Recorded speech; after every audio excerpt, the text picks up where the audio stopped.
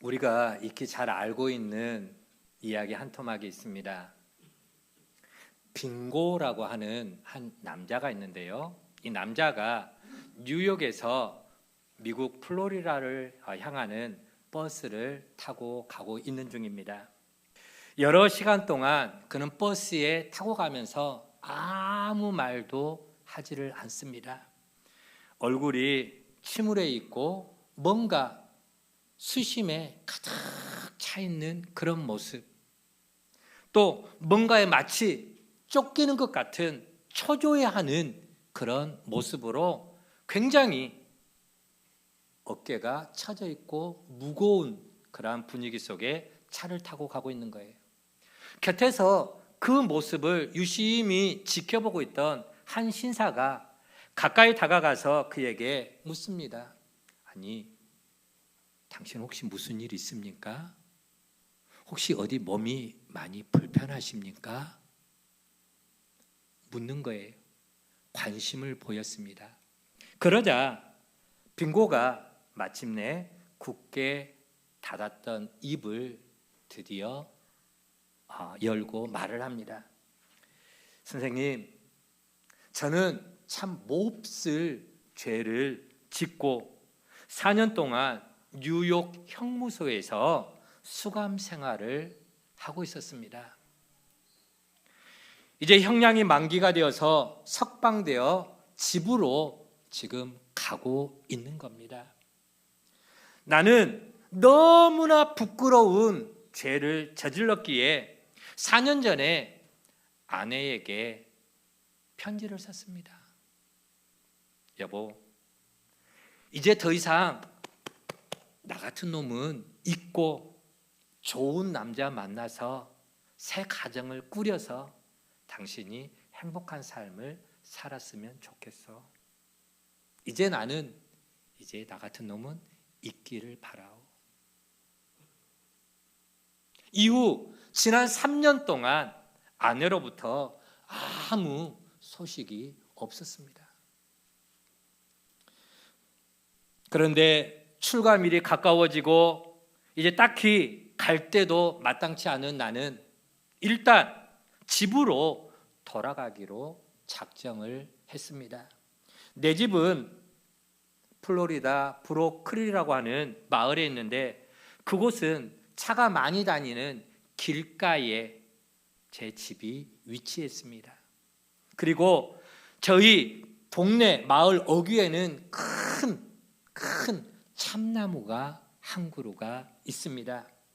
나는 또 아내에게 이렇게 편지를 썼습니다. 여보, 내가 출감을 하는 날 나는 버스를 타고 우리 집 앞을 지나갈 것이요. 그때에 만일 당신이 예전처럼 따뜻하게 내 잘못한 것, 내 죄를 용서해주고 나를 당신의 남편으로 똑같이 그런다면은 우리 집 앞에 있는 저 커다란 참나무에 노란 손수건을 하나 달아주시오. 그러면 그것이 곧 당신이 나를 받아주는 표시인 줄 알고 내가 집에 들어갈 것입니다.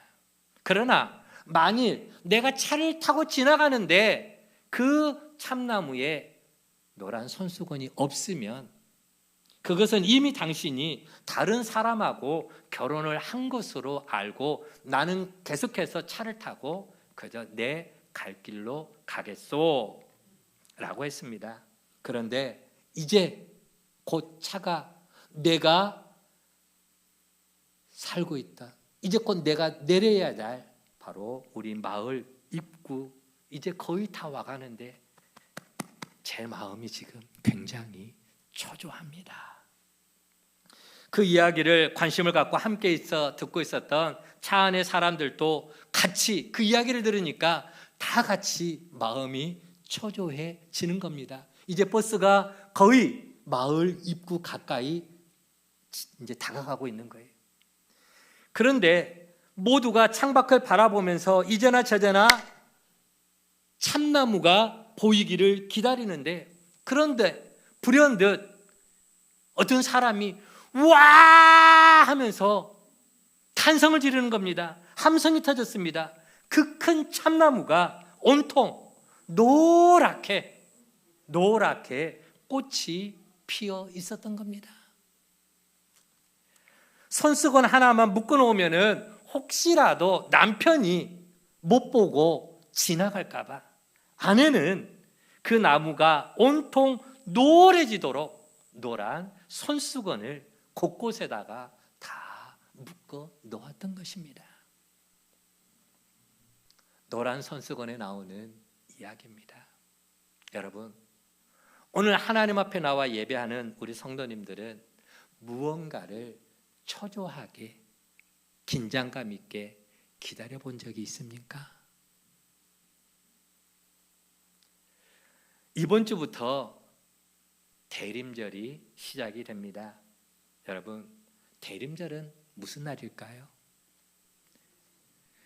대림절은 2000년 전 우리의 구원자로 우리를 죄에서 구원해 주시기 위해서 2000년 전에 이미 오신 예수 그리스도의 성탄, 예수 그리스도의 그 탄생을 축하하고 예수님의 그 삶을 깊이 묵상하고 그리고 다시 내가 너희를 데리러 오겠다 약속하신 다시 오실 재림하실 예수님을 소망 가운데 기다리며 준비하는 기간이 바로 대림절입니다. 성탄은 우리를 죄에서 구원하러 이 땅에 오신 예수님, 그 예수님의 탄생을 축하하는 게 성탄이라면은 재림은 구원받은 우리를 다시 데리러 오마 약속하셨거든요. 그날을 소망하며 기다리는 게 재림입니다. 우리 대림절 영상을 짧은 거 같이 하나 보도록 하겠습니다. 같이 한번 볼게요.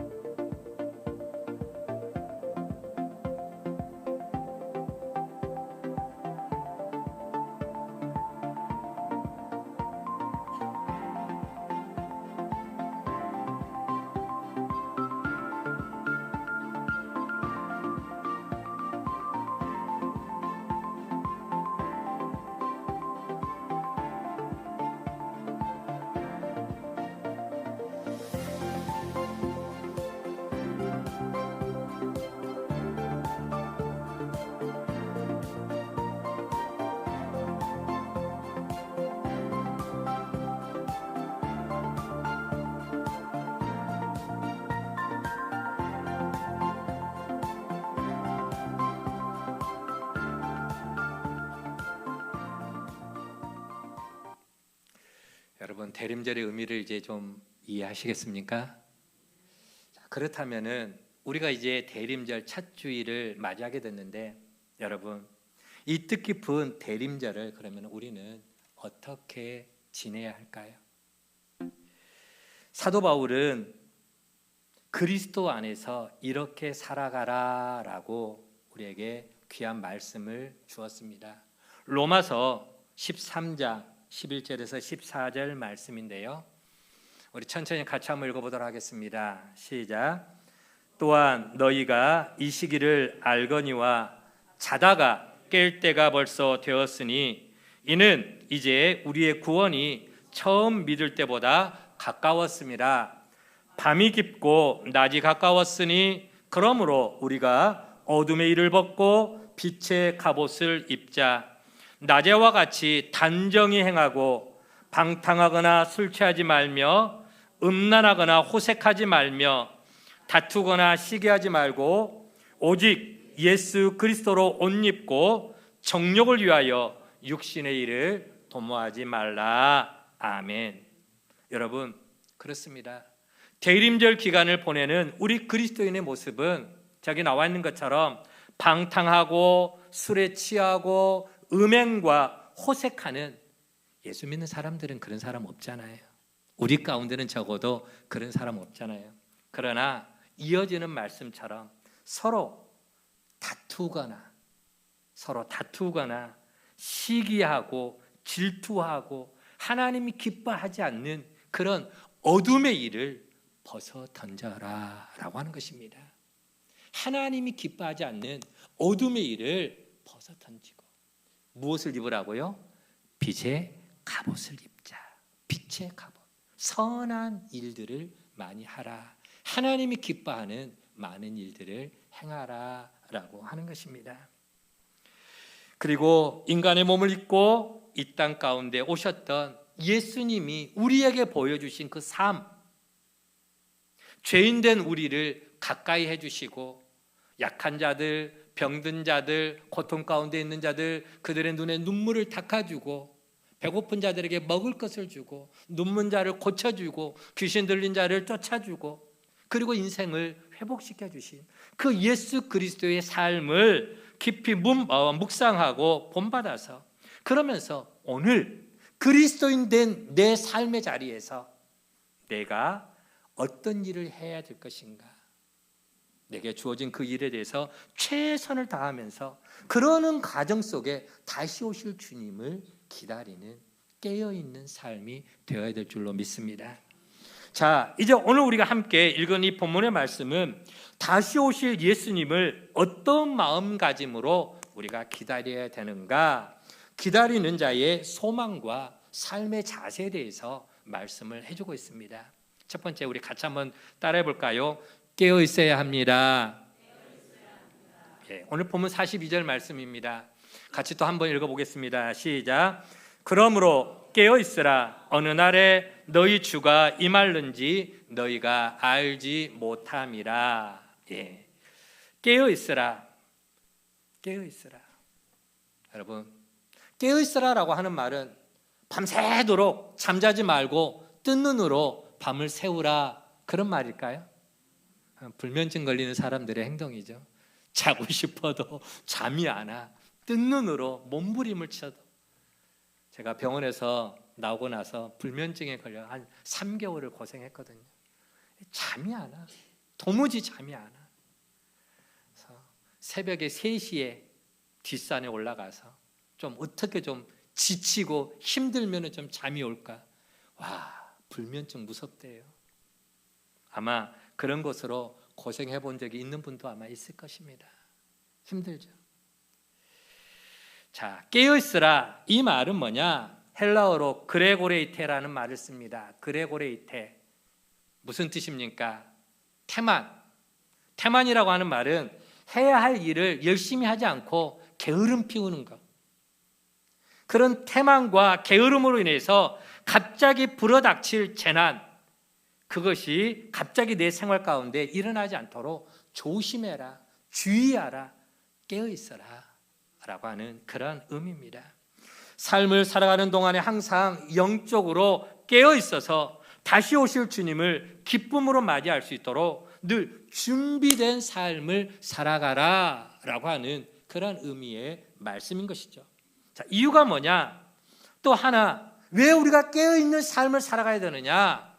36절 말씀에 뭐라고 말하고 있습니까? 또 한번 읽어볼게요. 시작. 그러나 그날과 그때는 아무도 모르나니 하늘의 천사들도 아들도 모르고 오직 아버지만 아시느니라.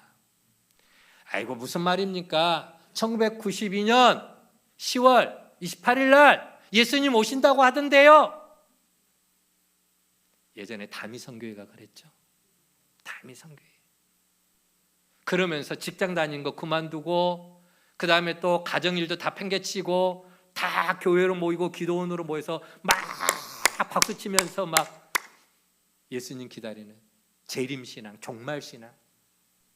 잘못된 거죠.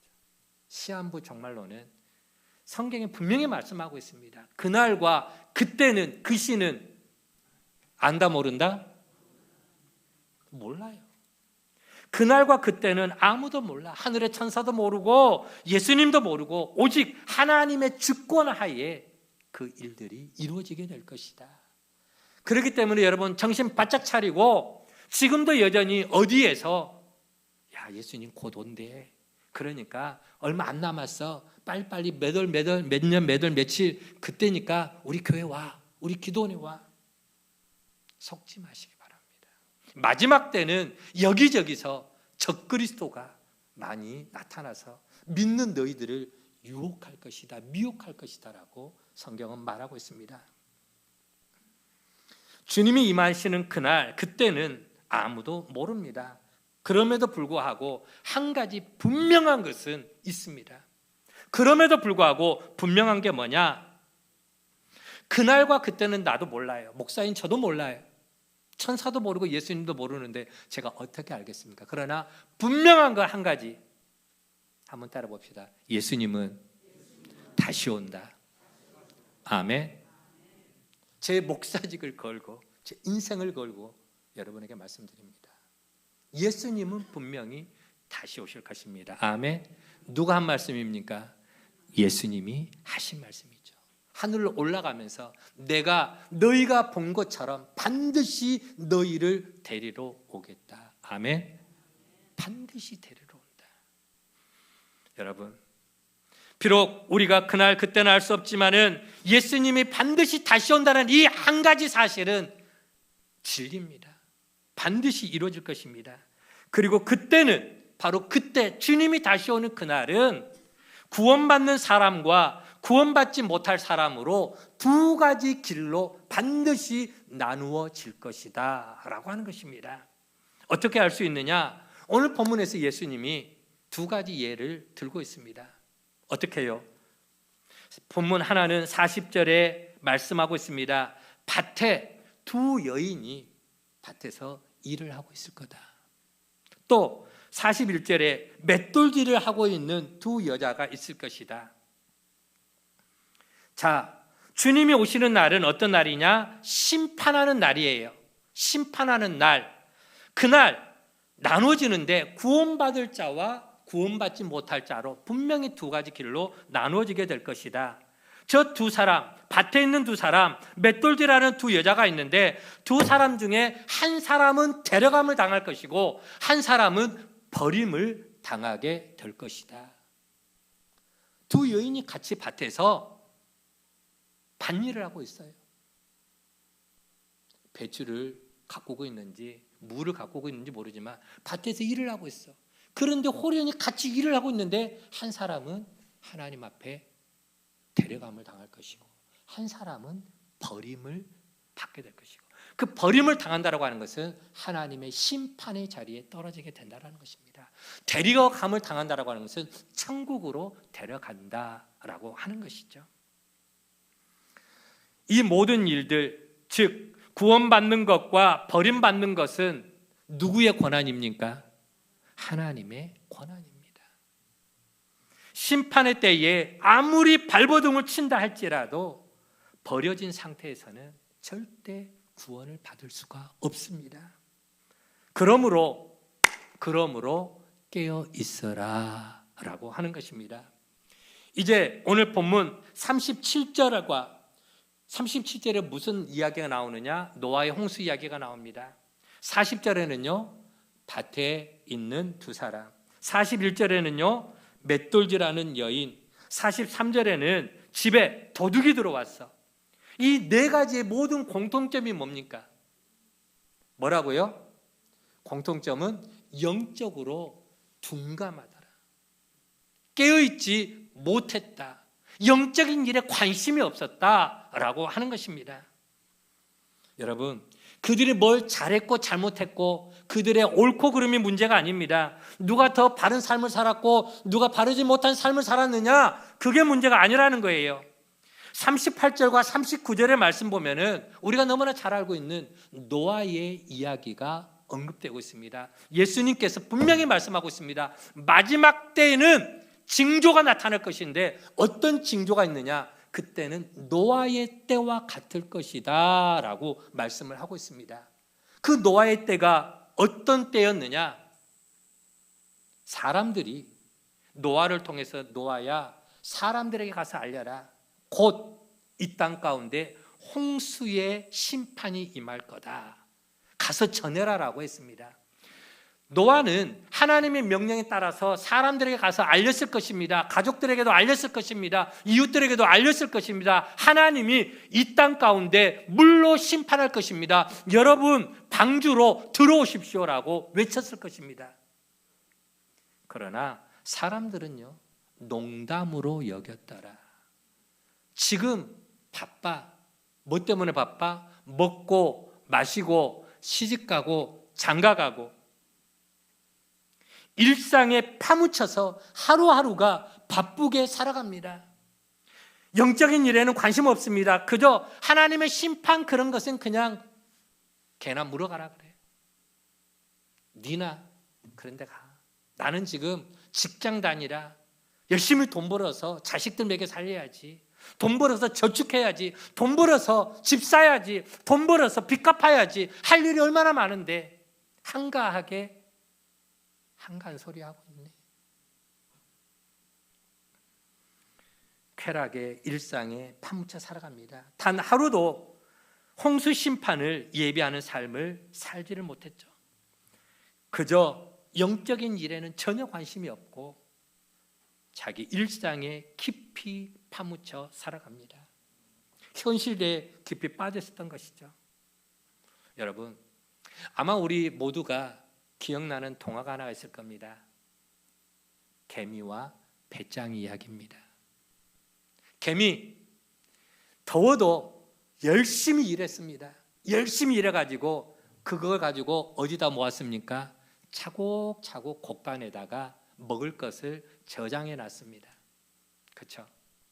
먹을 걸 열심히 저장했어요. 배짱이는 뭐 했습니까? 야야, 뭐하게 힘들게 그렇게 일하냐? 나처럼 열심히 노래도 하고. 아마 배짱이가 지금 태어났으면 아마 아이돌이 됐고 BTS가 되고 세계적인 가수가 됐을 것 같은데, 그때 이 동화가 쓰여질 때는 아마 BTS도 없었을 것이고, 그렇죠? 뉴진스도 없을 것이고, 그저 띵까띵까 놀게만 했어. 그런데 인생에 겨울이 찾아왔어요. 겨울이 찾아오자 개미는 뭐 했습니까? 차곡차곡 재워놓은 저장고에서 먹을 거 빼내면서 고구마도 구워 먹고 감자도 삶아 먹고 부침개도 부쳐 먹고 겨울을 따뜻하게 보냅니다. 배짱이는요, 갈 곳이 없어. 먹을 것이 없어. 그 추운 겨울에 덜덜덜덜 떨면서 추워 죽겠어요. 나 좀 데려가요. 나 좀 들여줘요. 누가 어리석은 사람이고 누가 지혜로운 사람입니까? 여러분, 인생의 겨울은 반드시 온다라는 거예요. 얼마 전에 우리 교회도 김장을 했습니다. 우리 권사님들 몇 분 나오셔가지고 김장하시더라고요. 왜 김장합니까? 날씨도 추운데. 곧 뭐가 다가오기 때문에요? 겨울이 다가오기 때문에. 겨울 내내 먹기 위해서 김치를 담그는 거죠. 월동 준비를 하는 것입니다. 여러분, 우리 인생에도요, 겨울이 온다니까요. 그런데 이런 모습이 노아 시대의 그 모습만은 결코 아니더라고 하는 것입니다. 예수님 당시에도 그랬고 지금 이 시대에도 그런 삶의 모습이 우리 가운데도 많이 있지 않습니까? 우리는 세상 돌아가는 모습을 보면서 이구동성처럼 말합니다. 말세다, 말세야. 주님이 다시 올 날이 곧 가까웠다라고 말하고 있습니다. 그래서 어떻게 준비하고 있습니까? 그래서 무엇을 준비하고 있습니까? 오늘 우리 일상을 들여다보면 노아 시대 사람들과 거의 다를 바가 없습니다. 왜요? 왜 이런 현상들이 나타날까요? 나하고는 별개야. 나하고는 상관이 없어. 당장 피부에 와닿지 않습니다. 당장 실감이 나지 않습니다. 나는 아니야. 여러분, TV에 이번에 폭설이 내려가지고 저 강원도 지역에 몇 중 추돌? 53충돌. 엄청났죠. 사고 나서 다친 사람이 있습니다. 세상에 저렇게 교통사고 난 거 TV에서만 봤는데, 매스컴에서만 봤는데, 다른 사람들은 그렇게 사고 난다고 했는데 내가 이런 일을 당할 줄 나는 몰랐다. 한결같이 말합니다. 나한테 이런 일이 찾아올 줄 나는 몰랐네. 어느 날 갑자기 건강검진한다고 병원에서, 직장에서 이제 건강검진하라고 해서 병원에 가서 건강검진합니다. 갔더니 이것저것 진료해보더니 좀 더 큰 병원으로 가보세요. 정밀검사 받아보세요. 정밀검사 받아보니까 웬걸 생각지도 못했던 암이 발견이 된 거야. 그것도 얼마 남지 않았대. 여러분, 그런 소식을 듣게 되면 어떤 마음이 들겠습니까? 이런 일이 나한테 일어난다고. 세상에 이런 일이. 우리는 그런 것에 대해서 전혀 준비가 안 돼요. 전혀 대비. 왜? 나한테는 그런 일이 일어나지 않을 거라고 생각하는 거죠. 실감이 안 납니다. 별로 피부에 와 닿지 않는 것이죠. 깨어있지 못하고 영적으로 잠들어 있기 때문에 그렇더라라고 하는 것입니다. 오늘 본문 40절과 41절에 두 사람이 밭에 있음에 두 여자가 맷돌질을 하고 있음에 말씀하고 있는 것처럼 영적인 부분엔 관심이 없습니다. 그저 오늘 하루하루 현실에 급급하고 살아가고 있는 것입니다. 물론 그렇다고 여러분, 아니 목사님 그러면은 돈 벌지 말라는 겁니까? 직장 다니지 말라는 겁니까? 아니 그러면 일하지 말라는 거예요? 맨날 교회 와서 살아라는 거예요? 집안일도 그만두고 설거지감, 빨랫감 수북 쌓아놓고 교회만 쫓아다니란 말입니까? 그럴 거면은 수도원이나 아니면은 깊은 산중에 들어가서 세상과 담을 쌓고 살아가는 게 맞겠죠. 그러라는 게 아닙니다. 깨어 있어라라고 하는 이 말의 의미는 세상과 담 쌓고 지내라는 그런 말이 절대 아닙니다. 깨어 있어야 한다. 유명한 철학자 스피노자는 이야기했습니다. 오늘 당장 지구에 종말이 온다 할지라도 나는 한 그루의 사과나무를 심겠다. 지구에 종말이 온다 할지라도 오늘 나는 내게 주어진 그 삶의 자리에서 최선의 삶을 살아가겠다. 단 깨어있는 삶을 살아가겠다라는 거예요. 세상 쾌락에, 세상 일에 푹 빠져서 지내는 그런 삶이 아니라 직장 다니면서도 내가 할 일을 하면서도 늘 영적으로 깨어서 직장에서 기도 생활 못합니까? 직장에서 예배 생활 못합니까? 직장에서 하나님과 동행하는 삶을 살지 못합니까? 아니요. 할 수 있어요. 직장에서도 어떤 중요한 일들을 결정할 때 하나님 앞에 기도합니다. 하나님, 내 회사에 지금 내 직장에 이런 중요한 결정을 해야 되는 문제가 있는데 하나님 지혜를 주세요. 내 앞길을 인도해 주세요. 하나님의 도움과 인도함을 받는 겁니다. 이게 영적으로 깨어있는 삶이에요. 에녹처럼 하나님과 동행하는 삶이 되는 것입니다. 하나님 이번에 월급을 받았습니다. 하나님 보너스를 받았습니다. 이 주신 것을 가지고 하나님이 기뻐하는 곳에 쓰기를 원하는데 하나님 이것을 선한 일에 바르게 쓸 수 있도록 내 삶을 축복해 주세요. 돈 달라고만 맨날 구하는 게 아니라 하나님이 주신 복을 하나님이 기뻐하는 곳에 쓸 수 있도록 지혜를 달라고. 아멘. 그게 바로 하나님이 기뻐하는 깨어있는 삶이 되는 것입니다. 여러분, 오늘 우리는 어떻습니까? 영적으로 깨어 다시 오실 주님을 기다리고 있습니까? 아니면은 노아 시대 사람들과 같이 여전히 일상의 삶에 깊이 빠져서 영적인 것은 무관심하고 깊은 영적 잠에 잠들어 있지는 않습니까? 오늘 대림절 주간을 맞이하고 보내면서 우리의 영적인 모습을 다시 한번 돌아보고 깨어 준비하는 삶이 되기를 간절히 부탁의 말씀을 드립니다. 그래서 주님이 다시 오는 그날이 우리 인생의 심판의 날이 아니라 구원의 날, 내 인생 최고의 날이 되기를 주의 이름으로 간절히 축복을 드립니다. 자, 두 번째 한번 따라해 봅시다. 준비하는 삶을 살아야 합니다. 44절 말씀입니다. 함께 읽어보도록 하겠습니다. 시작. 이러므로 너희도 준비하고 있으라. 생각지 않은 때에 인자가 오리라. 아멘. 여러분, 준비하고 있지 않으면 뒤통수를 당하는 일들이 허다합니다. 그래서 43절 말씀처럼 도둑의 비유를 들고 있습니다. 도둑이 가장 많이 침입할 때가 언제입니까? 언제 도둑이 제일 많이 침입하죠? 밤에. 사람들이 경계를 늦추고 있는 한낮, 혹은 내가 깊이 잠들어 빠져있는, 잠에 빠져있는 한밤중. 한마디로 집 주인이 방심했을 때 도둑이 들게 되더라라고 하는 것이죠.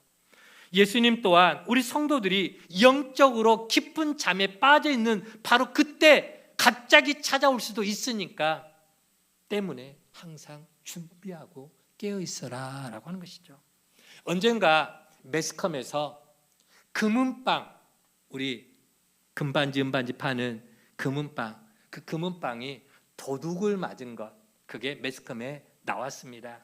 유리창을 깨고 들어가서 도둑들이 이제 폐물들을 막 가방에다 집어넣고 도망을 치는 거예요. 금은 폐물을 많이 가져갔습니다. 그런데도 불구하고 주인이 굉장히 태연해요. 아무렇지도 않은 듯이 별로 놀라지도 않아요. 왜 그럴까요? 맞아요. 주인은, 그 집 금은빵의 주인은 항상 준비하고 있어요. 진열대에 있는 것들, 그 폐물들은 다 뭐예요? 다 모조품만 진열해 놨어. 모조품만 진열해 놓고 진짜 베개는 다 안에다가 보석 그 금고함에다 다 넣어놨기 때문에 도둑이 갖고 간 것은 다 가짜야. 다시 말하면은 깨어있는, 예방하는 지혜로운 삶을 살아가라라고 하는 거죠. 언젠가는 도둑이 올 수도 있다라고 하는 것이죠. 굉장히 지혜로운 삶이다라고 하는 것입니다. 여러분, 양병 10년, 용병 1일이라고 하는 말이 있습니다. 양병 10년, 병사를 키우는 데는 몇 년? 10년의 세월이 걸리지만 그 병사를 사용하는 데는 하루밖에 걸리지 않는다. 밑에 나와 있죠. 하루를 쓰기 위해서 10년을 준비한다. 어떻게 보면 좀 미련스러운 말처럼 들릴 수가 있을 것 같습니다. 그러나 그만큼 준비가 굉장히 중요하다라고 하는 것이죠. 하루를 쓰기 위해서 10년을 준비하는 거 결코 헛되지 않을 것입니다. 자, 37절 이하에 노아의 이야기가 나옵니다. 노아 이야기를 잠깐 들으면은 하나님은 노아에게 방주를 만들라고 말씀을 했죠. 명령을 내렸습니다. 하나님의 명령을 받은 이후로 노아는 홍수의 심판이 임할 때까지 수많은 날들을 오직 방주 만드는 일에, 그리고 하나님의 그 심판이 임할 것을 생각하면서 열심히 준비를 했습니다. 여러분, 그날이 하루 이틀 걸렸을까요? 1, 2년 걸렸을까요? 아니요. 수 없는 나날 하나님께서 노아야, 내가 몇 년, 몇 월, 며칠, 몇 달에 내가 홍수의 심판을 내리겠다. 성경이 그렇게 말해줬습니까? 기약이 없어요. 일단은 방주를 만들어라. 일단은 홍수 심판이 언젠가 임할 것이다. 예수님 하신 말씀하고 똑같아요. 기약이 없는 나날들을 보냈겠죠. 그러나 그런 수 없는 나날들을, 수 없는 세월을 하루처럼 홍수가 내리는 그날, 하나님께서 심판하실 그날, 그때를 위해서 노아는 정말 열심히 살아왔습니다.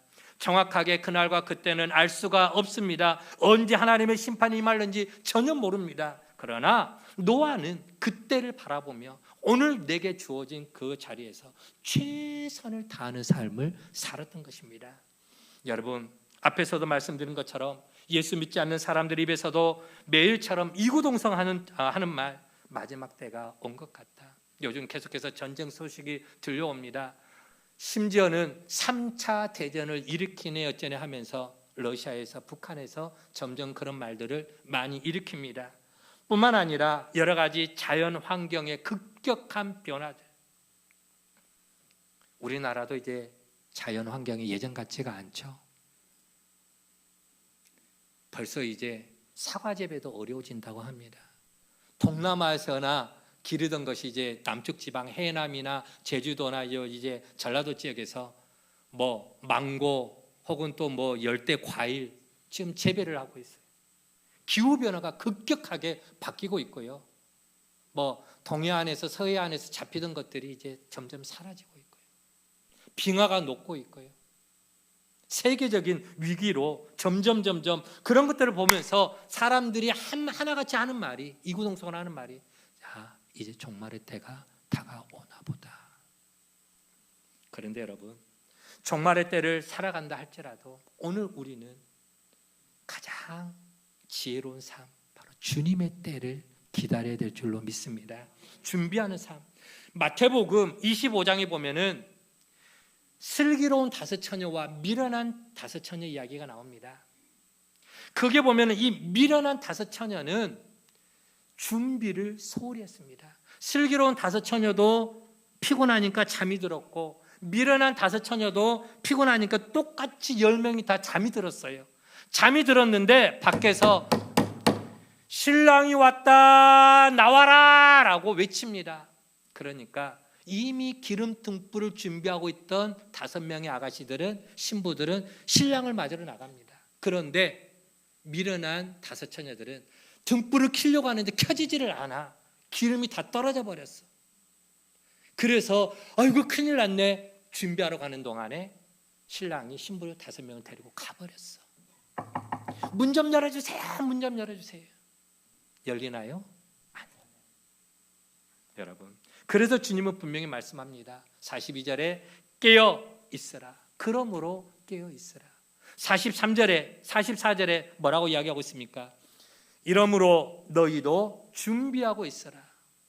생각지도 않은 때에 인자가 오리라. 여러분, 말씀과 기도에 깨어 있으면서 영적으로 준비된 삶이 되어야 될 줄로 믿습니다. 말씀과 기도로 깨어 준비되었을 때 어떤 시련과 어떤 환난에서도 우리가 믿음의 길에서 이탈하지 않는 견고한 신앙의 삶, 하나님의 뜻에 합당한 삶을 살아가게 될 것입니다. 결코 후회하지 않는 삶을 살게 될 것입니다. 때문에 말씀과 기도로 잘 준비하셔서 다시 오실 주님을 기쁨으로 맞이하는 우리 모든 가족들 되어지기를 간절히 축원을 드립니다. 마지막 3번째입니다. 또 같이 한번 따라 읽어볼게요. 시작. 충성되고 지혜 있게 행동해야 합니다. 아멘. 45절과 46절 말씀을 같이 한번 읽어봅니다. 시작. 충성되고 지혜 있는 종이 되어 주인에게 그 집 사람들을 맡아 때를 따라 양식을 나눠줄 자가 누구냐? 주인이 올 때에 그 종이 이렇게 하는 것을 보면 그 종이 복이 있으리라. 아멘. 여러분, 무슨 말입니까? 44절 말씀처럼 정말 충성되고 지혜로운 종은 갑작스럽게 갑자기 외출했다가 주인이 돌아와도 책망받지 않을 만큼 만사에 자기가 할 일들을 최선을 다하는 거예요. 좀 더 쉽게 말하면은 얼마 전에 대입 수능 시험이 있었습니다. 평상시에 열심히 공부하는 학생들은 수능 시험이 두려움의 날일까요? 무서운 날일까요? 아니요. 왜? 이미 준비가 돼 있기 때문에 언제 그날이 와도 빨리빨리 좀 그날이 왔으면 좋겠다. 오히려 그날을 기다립니다.